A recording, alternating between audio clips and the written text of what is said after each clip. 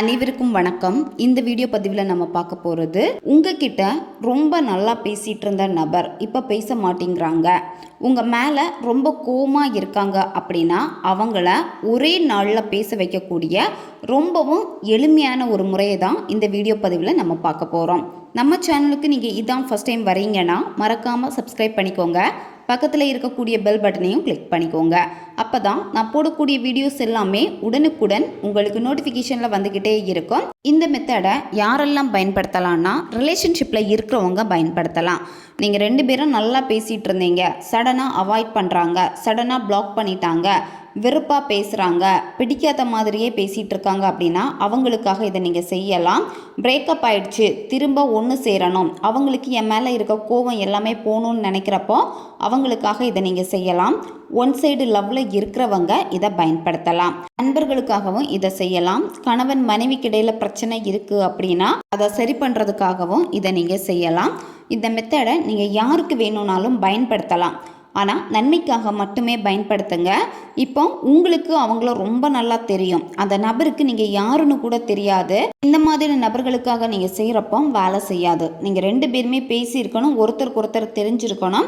அப்படி இருக்கிறப்ப தான் இது உங்களுக்கு வேலை செய்யும். அப்போ தான் கரெக்டாக நீங்கள் செய்யக்கூடிய அந்த வைப்ரேஷன் அந்த நபர்கிட்ட போய் சேரும்.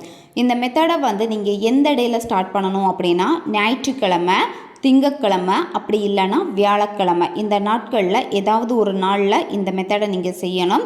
நைட்டு தூங்க போகிறதுக்கு முன்னாடி தான் இந்த மெத்தடை நீங்கள் செய்யணும். எப்போ நீங்கள் தூங்க போகிறீங்களோ, தூங்க போகிறதுக்கு 10 நிமிஷம் அல்லது 15 நிமிஷத்துக்கு முன்னாடி இந்த மெத்தடை செஞ்சு முடிச்சுட்டு நீங்கள் தூங்கிடுங்க. பெண்கள் தீட்டு சமயத்தில் இதை செய்யக்கூடாது.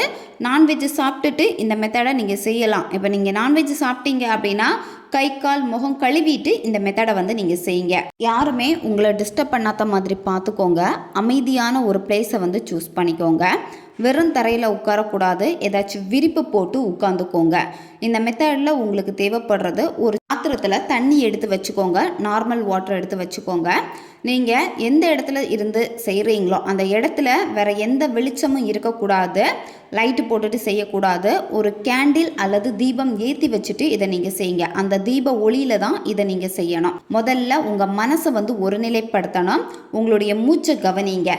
மெதுவாக மூச்சை ஆழமாக உள்ளே இழுத்துட்டு 1 செகண்ட் ஹோல்டு பண்ணிவிட்டு வாய் வழியாக மெதுவாக மூச்சை வெளியே விடுங்க. இந்த மாதிரி ஒரு 10லேருந்து 15 வாட்டி நீங்கள் செய்யணும். செய்கிறப்பவே மைண்டு ரொம்ப ரிலாக்ஸ் ஆகும். அதுக்கப்புறமா நீங்கள் என்ன பண்ணணும் அப்படின்னா, அடுத்து நீங்கள் என்ன பண்ணணும்னா, யாருக்காக இதை நீங்கள் செய்ய போகிறீங்களோ உங்கள் பர்சனை நினச்சிக்கோங்க. உங்கள் பர்சனை நினச்சிட்டு மெடிடேஷன் பண்ணுற மாதிரி உட்காந்துக்கோங்க. முதுகு தண்டு நேரே இருக்கணும்.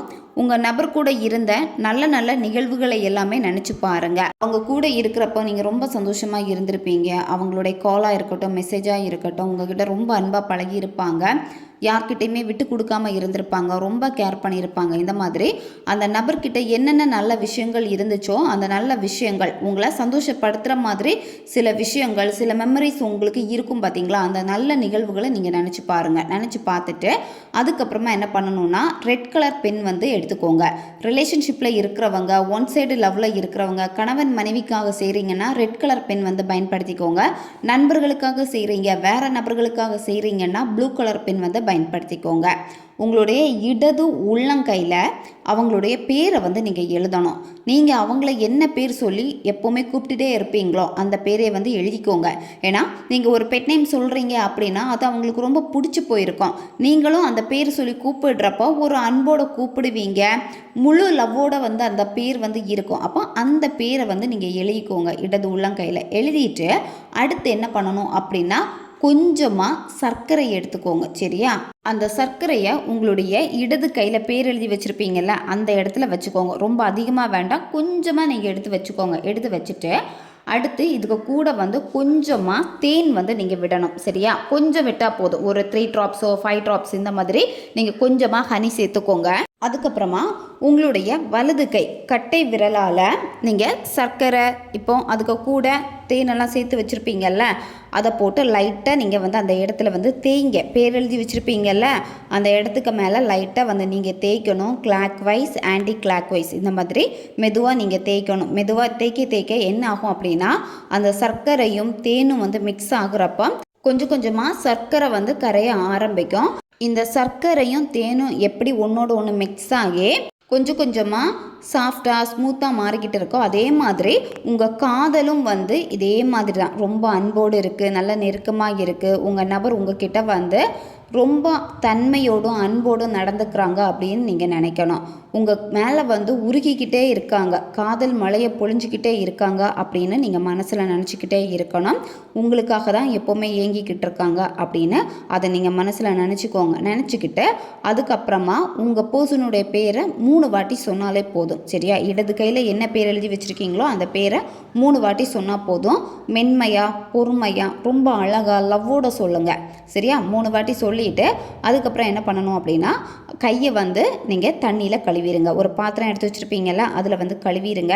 இப்போ கையில் இருக்கக்கூடிய சர்க்கரை வந்து கீழே விழுற மாதிரி இருக்குது அப்படின்னா நீங்கள் என்ன பண்ணணும்னா, உங்கள் கைக்கு கீழே இந்த பாத்திரத்தை வச்சுக்கோங்க. சரி? அப்படின்னா அந்த பாத்திரத்துக்குள்ளாடி தான் அந்த சர்க்கரை எல்லாமே விழும். கீழே தரையில் வந்து விழக்கூடாது. அந்த பாத்திரத்துக்குள்ளாடி நீங்கள் விழுற மாதிரி பாத்திரத்தை சரியாக நீங்கள் வச்சுக்கோங்க. இதில் ஒரு டவுட் இருக்கும். கையில் பேர் எழுதிட்டீங்க, இந்த மாதிரி சர்க்கரையெல்லாம் வச்சு தேய்க்கிறப்ப வந்து பேர் வந்து அழிஞ்சு போயிடும் அப்படின்னு. அழியுது அப்படின்னா நீங்கள் கவலைப்பட வேண்டாம். அப்படி இல்லைன்னா மார்க்கரை யூஸ் பண்ணி நீங்கள் வந்து எழுதிக்கோங்க. சரியா? அழியும், அது எதுவும் பிரச்சனை கிடையாது. இதை நீங்கள் செஞ்சு முடிச்சதுமே கையை வாஷ் பண்ணிவிட்டு பிரபஞ்சத்திற்கு மனசார நன்றியை தெரிவிச்சுட்டு உடனே படுத்து தூங்கிடுங்க. காலையில் இந்த தண்ணியை வந்து செடிக்கு ஊற்றிடுங்க. சரியா? அப்படி இல்லைன்னா எங்கேயாவது கால் மிதிப்படாத ஒரு இடத்துல சுத்தமான பிளேஸில் வந்து நீங்கள் ஊற்றிடுங்க. தொடர்ந்து 11 நாட்கள் இந்த மெத்தடை நீங்கள் செய்யணும். என்னைக்கு நீங்கள் ஸ்டார்ட் பண்ணுறீங்களோ ஸ்டார்ட் பண்ண அடுத்தடுத்த நாட்கள் கண்டினியூவாக 11 நாட்கள் இதை செய்யணும். 11 நாட்களுக்குள்ளாடியே உங்கள் நபர்கிட்ட நல்ல மாற்றங்கள் வந்து ஏற்பட ஆரம்பிக்கும். உங்கள் மேலே கோபம் இருக்குது அப்படின்னா கோபம் மாறி பாசமாக வந்து பேசுவாங்க. உங்கள் ஞாபகங்கள் அதிகமாகும். ஒரே இரவில் வேலை செய்யும். நீங்கள் கரெக்டாக செஞ்சீங்க, உங்கள் வைப்ரேஷனை கரெக்டாக கொடுத்தீங்கன்னா 24 மணி நேரத்துக்குள்ளாடியே இது வேலை செய்ய ஆரம்பிச்சிடும். ரொம்பவும் எளிமையான சிம்பிளான ஒரு முறை தான் இது. நீங்கள் இந்த மெத்தடை செய்கிறப்போ ரொம்பவும் கவனமாக இதை நீங்கள் செய்யணும். ஒரு நாள் செஞ்சுட்டு மறுநாள் செய்யாமல் இருக்கிறது, 2 நாள் கழித்து திருப்பி ஸ்டார்ட் பண்ணுறது, இப்படி செய்யக்கூடாது. ஒரு நாள் தொடங்கிட்டீங்கன்னா கண்டினியூவாக 11 நாள் நீங்கள் செஞ்சு முடிக்கணும். உங்கள் நபர் பேசிட்டாங்கன்னா ஸ்டாப் பண்ண வேண்டாம். சரியா? 11 நாட்களும் இதை நீங்கள் செஞ்சு முடியுங்க. இந்த மெத்தடை செஞ்சு முடித்த உடனேயே ஓடோடி போய் அவங்கக்கிட்ட பேசணும்னு முயற்சி பண்ணாதீங்க. நிறைய பேர் பண்ணக்கூடிய தப்பு என்னென்னா, நான் தான் மேனிஃபெஸ்டேஷன் பண்ணிட்டேனே, இனிமேல் நான் பேசுகிறது எப்படி வேணும்னாலும் நான் பேசலாம், நீங்கள் கோவமாக பேசுவீங்க, இல்லை ரொம்ப வந்து அவங்கள டாமினேட் பண்ணுற மாதிரி பேசுவீங்க, இந்த மாதிரி ஏதாவது செஞ்சீங்கன்னா இந்த மெத்தட் வந்து வேலை செய்யாது.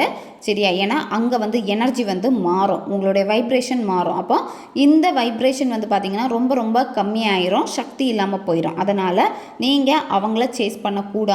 உங்களுடைய நார்மல் வேலையில் மட்டும்தான் கவனத்தை செலுத்தணும்.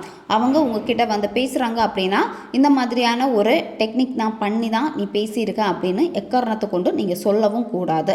ஓகே காய்ஸ், தேவைப்படுறவங்க இதை பயன்படுத்திக்கோங்க. நன்மைக்காக மட்டுமே பயன்படுத்துங்க. வீடியோவை தேவைப்படுற உங்கள் ஃப்ரெண்ட்ஸுக்கும் ஷேர் பண்ணுங்கள். அவங்களுக்கும் இது உபயோகமாக இருக்கும். அடுத்த ஒரு வீடியோ பதிவில் சந்திக்கலாம். நன்றி.